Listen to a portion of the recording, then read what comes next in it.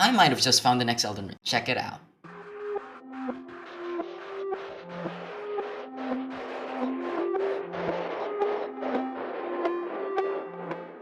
Understand what I mean? And I know for a fact that this game will be a great game. Now, what is this game, you might ask? It's none other than the upcoming game called Lord of the Fallen, and it's coming really soon.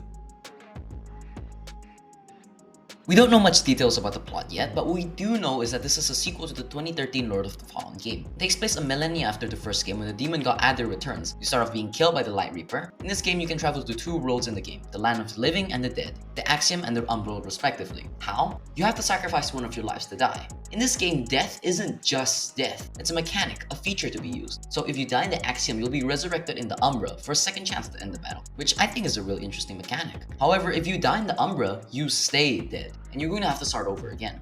But not just that, you don't necessarily have to kill yourself to go there. You can just use the Umbral lamp to interact with certain things in the Umbral realm. Really complicated system, just check it out yourself. It's really cool.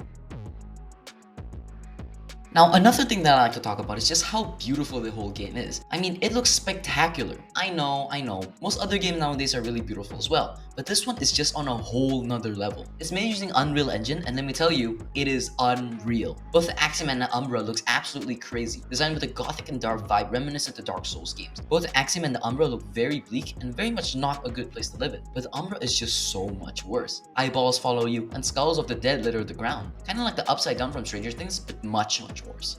But still, kinda beautiful in a sense. Now on to combat. It has some of the usual stuff like rolls and being able to lock onto enemies and parrying. One different thing that Lord of the Fallen is doing compared to other Souls games is that they are very forgiving for mistakes. The rolls give you so much distance and the parrying can be done by just holding the parry button. But there are new and unique mechanics as well, such as having unique attacks to certain stances, the soul rip system where you can attack your enemy's soul directly, and posture damage, which is just basically the stagger mechanic from Ghost of Tsushima but on steroids. It's evident that the game developers are trying to make this easy for casual players, and I'm really glad they did because I suck. Littered across Mornstead are the enemies and bosses that you have to face. And wow, every single one of them has such a good design, and I cannot wait to try and battle them all. Now, the bosses in this game is just on another level. The devs have said that there's going to be at least 30 or so bosses in the game, and they look absolutely grotesque and disgusting. But damn, do they look cool. There are also some that look super majestic, like this one that's riding a flaming horse, and this one that looks like an archangel. And then there are also some that look like this. But there's really one more insane thing from Lord of the Fallen: co-op. I'm just so happy with the fact that we can actually play this game with other people. And I'm sure you are too. This is most definitely something so many Souls players have been waiting for, and well, here it is. But will Lord of the Fallen just be another hitchhiker in the Elden Ring wagon?